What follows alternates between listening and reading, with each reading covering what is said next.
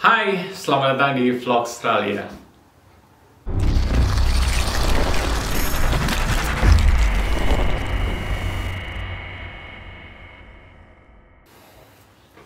Hai teman-teman, gimana masa-masa pandeminya di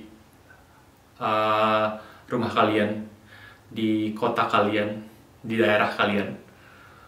Apakah kalian stuck di situ-situ aja atau kalian mendapatkan pengalaman baru? Kayak misalkan main saham, main cryptocurrency atau apapun selama pandemi di rumah, atau kalian lebih produktif lagi berkarya membuat video tutorial misalkan untuk YouTube atau apapun. Ya, semuanya bisa dikondisikan ya. Jadi pandemi jangan dianggap hidup kalian akan berakhir di situ, tapi anggap ini sebagai titik balik untuk membuat suatu pergerakan gitu loh, berkarya kayak saya gini gitu loh. Tapi ya di Australia selama pandemi sih nggak parah ya. Australia tuh kayak ya udahlah kayak normal. Dan kalaupun kemarin sempat pandemi beberapa bulan sempat harus pakai masker, ya aman-aman aja tuh dan nggak terlalu ada masalah apa-apa. Dan kalau di jalanan kita bebas, nggak usah pakai masker. Tapi kalau misalkan masuk ruangan tertutup, kita harus pakai masker. Oke, dalam episode Vlog Australia kali ini, ya saya mau nge-share pengalaman saya yang sangat berharga banget, yaitu bekerja di pabrik daging domba di Australia. Oke, pertama saya jelasin dulu ya. Saya kerja di Australia itu pakai work and holiday visa, dan begitu di pabrik daging ini saya udah tahun ketiga.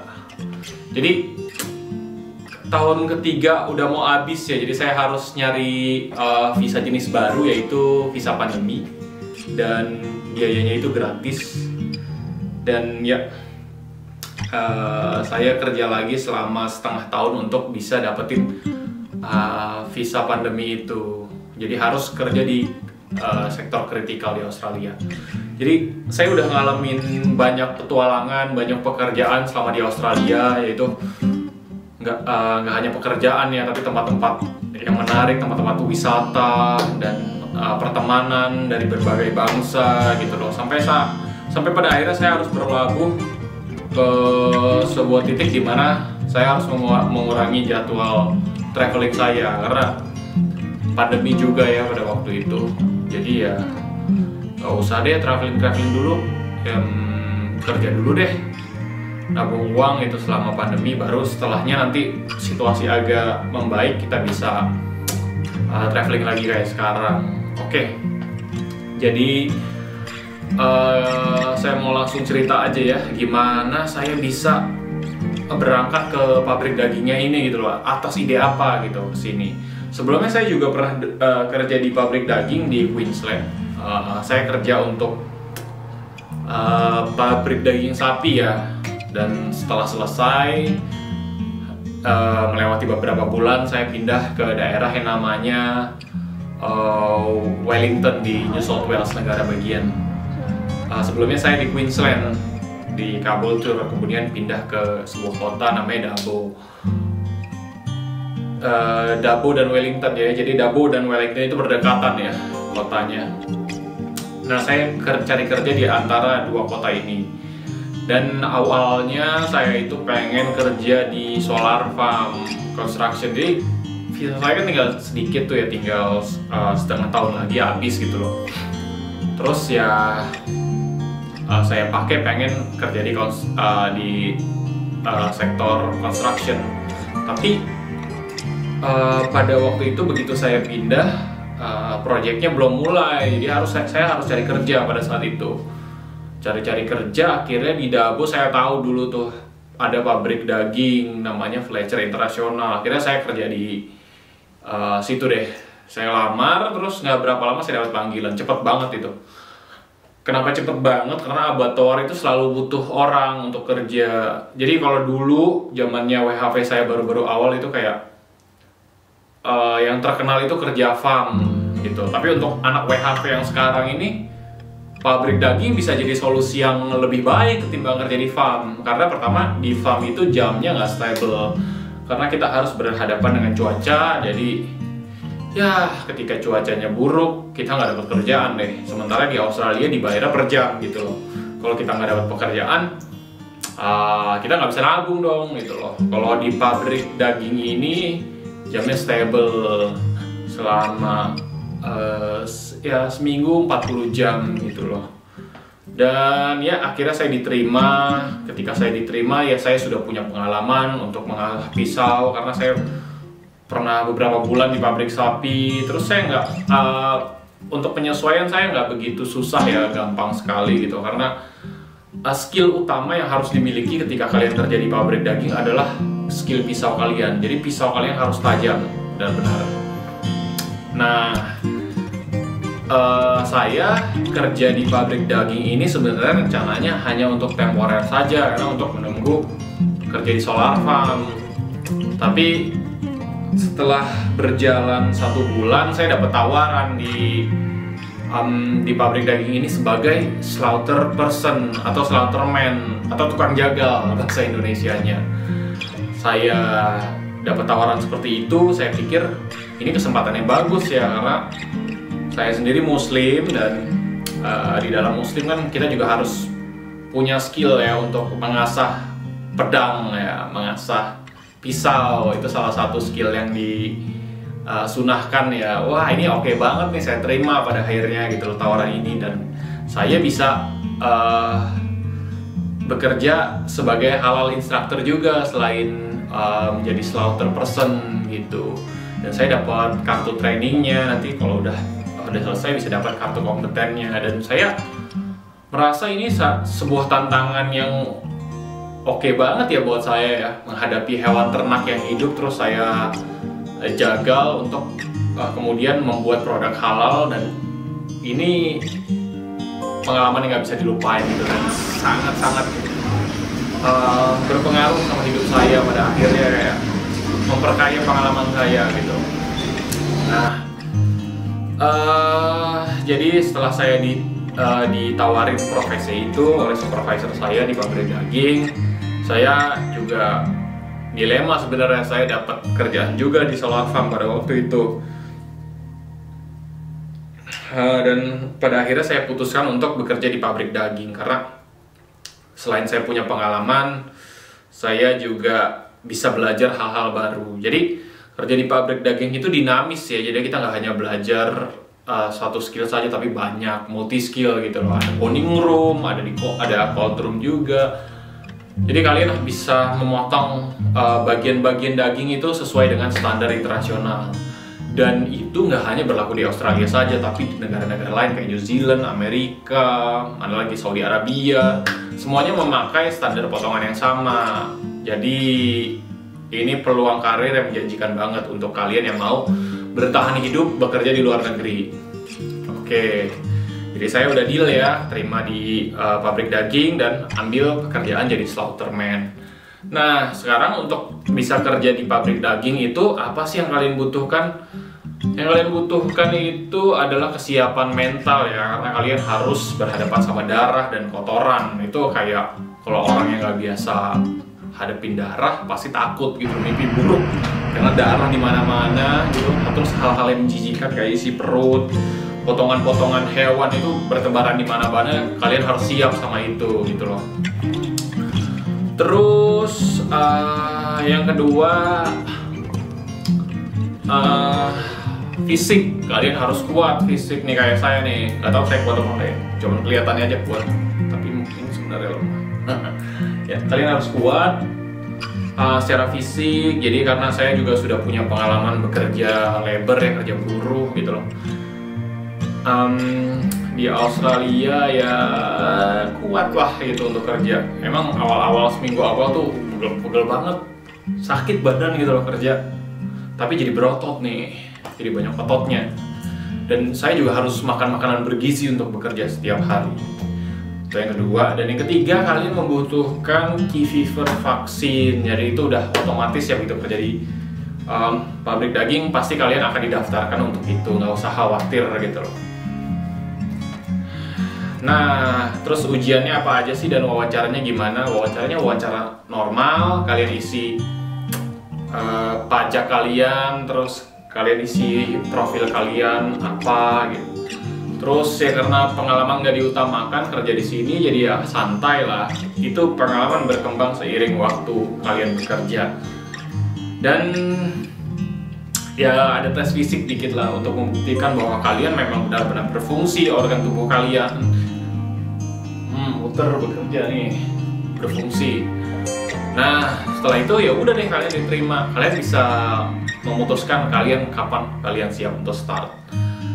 Nah karena saya udah melewati proses itu dan kemudian saya bekerja sebagai slaughter person, ya ada ujian lagi setelah itu. Ya ujian untuk menjadi slaughter person adalah kalian beragama Islam karena kalian membuat produk halal. Terus kalian approve kalian bahwa kalian Muslim dengan hafalan surat Al-Quran, terus apalagi ya, apa perintah-perintah yang harus dijalankan dalam syariat Islam gitu, dan bagaimana proses pemotongan halal itu menurut hal yang kalian tahu gitu loh. Kan kita udah biasa kan Idul Adha kalau di Jakarta, yang syaratnya cuma itu aja, terus ya setelahnya berjalan sendiri. Nah yang jadi hal yang paling krusial ketika begitu kalian kerja sebagai slaughterman adalah pisau kalian harus selalu tajam gitu. Jadi pisau yang saya gunakan adalah pisau profesional buatan Swiss ya, Victorinox kalau nggak salah ya, benar ya. Dan juga beberapa seperangkat gearnya seperti batu asa dan baja penajamnya. Dan ya hal yang saya lakukan ya setiap harinya blessing, jadinya saya ucapkan doa kepada kambing-kambing ini agar kambing ini menjadi halal dan bisa dinikmati oleh orang-orang yang memakannya gitu loh. Dan tidak lupa membaca Bismillah Allahu Akbar, jadi atas nama Tuhan disembelihnya. Dan pekerjaan yang saya lakukan ya berulang-ulang itu aja.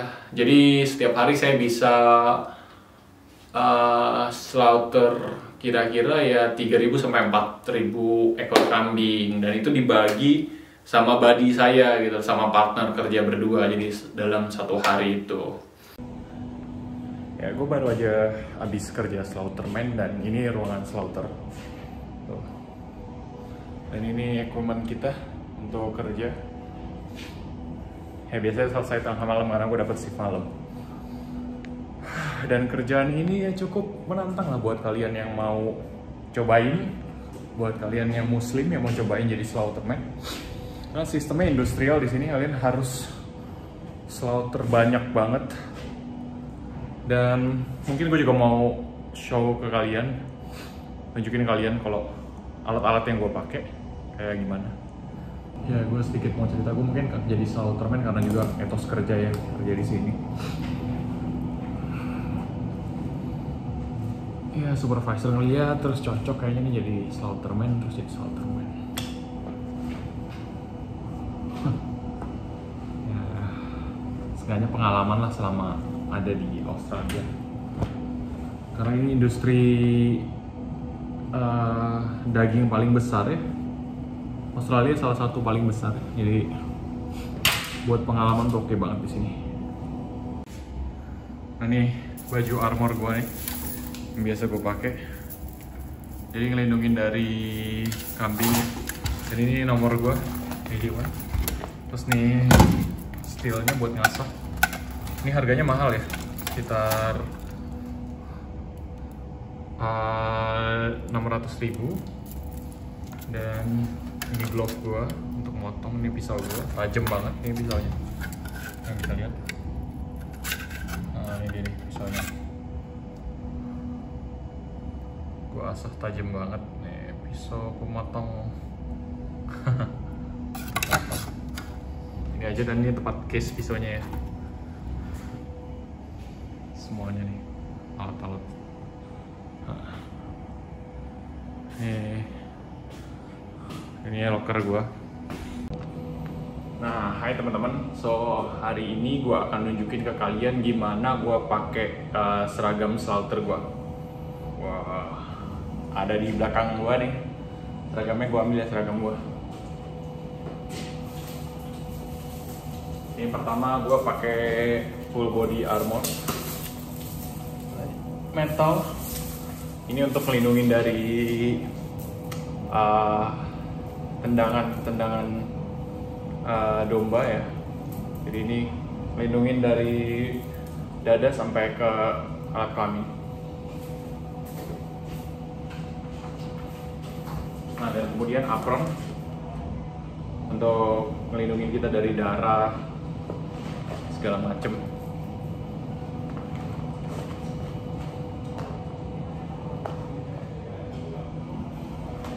Nah, terus alat-alat gue ya.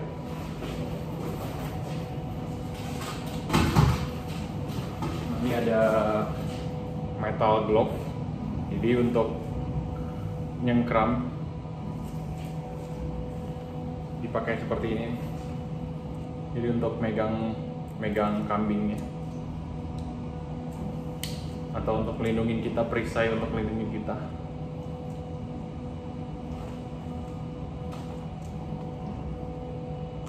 Nah, seperti ini. Tapi biasanya dipasang glove lagi ya.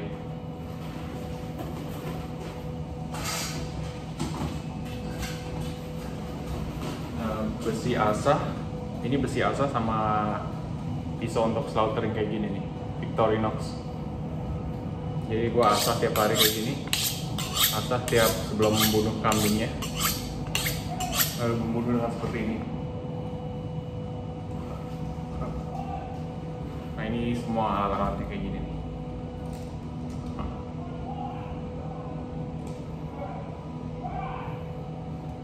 Jadi buat kalian yang mau jadi slaughterman di Australia, siapa aja bisa. Untuk halal slaughterman ya harus muslim agamanya.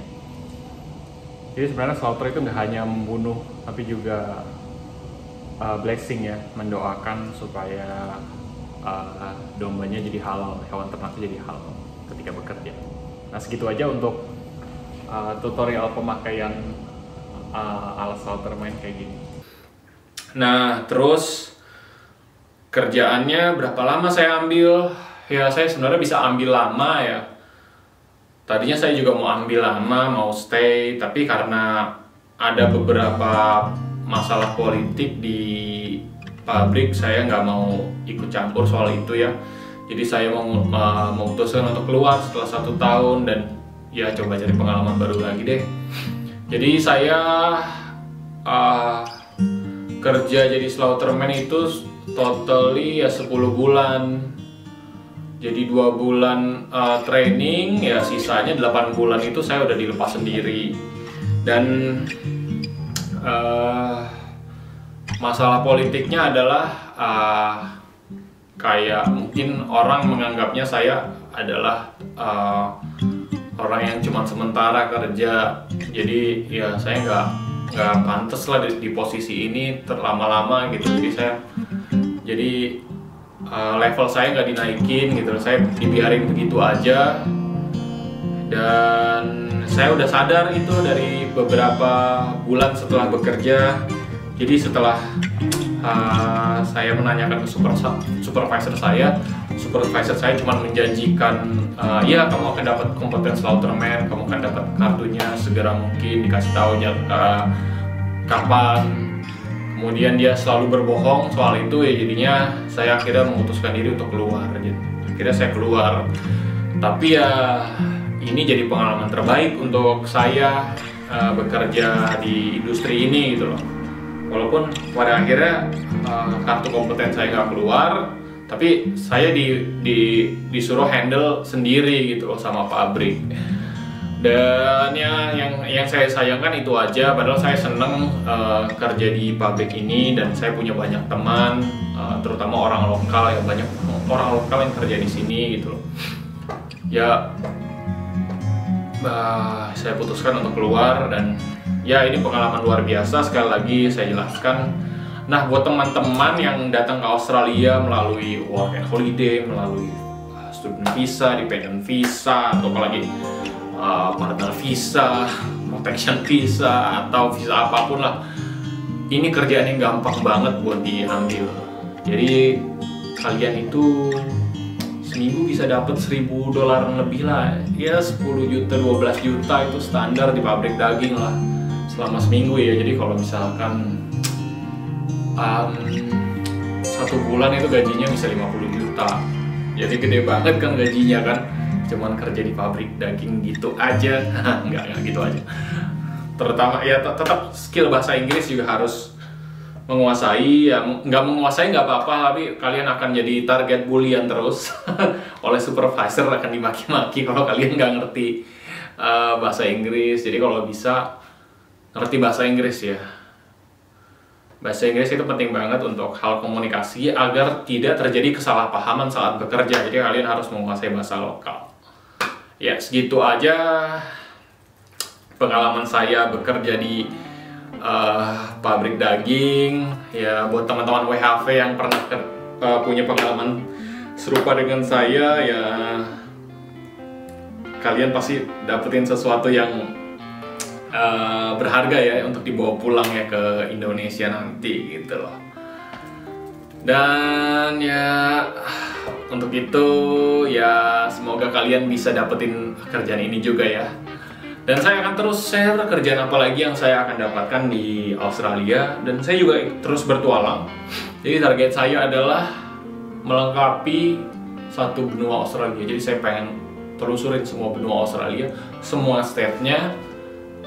Dan nantinya saya akan jadi ini sebuah bahan buku atau bahan presentasi untuk dibagikan ke kalian semua. Jadi pengalaman saya ya insya Allah akan saya share ke teman-teman semuanya. Jadi ya oke, segitu aja untuk vlog Australia kali ini. Dan nantikan ya video-video selanjutnya ada kerjaan apa lagi atau pengalaman apa lagi ya, pengalaman traveling apa lagi ya di Travelogy. Terima kasih dan sampai jumpa. Salam vlog Australia Travel.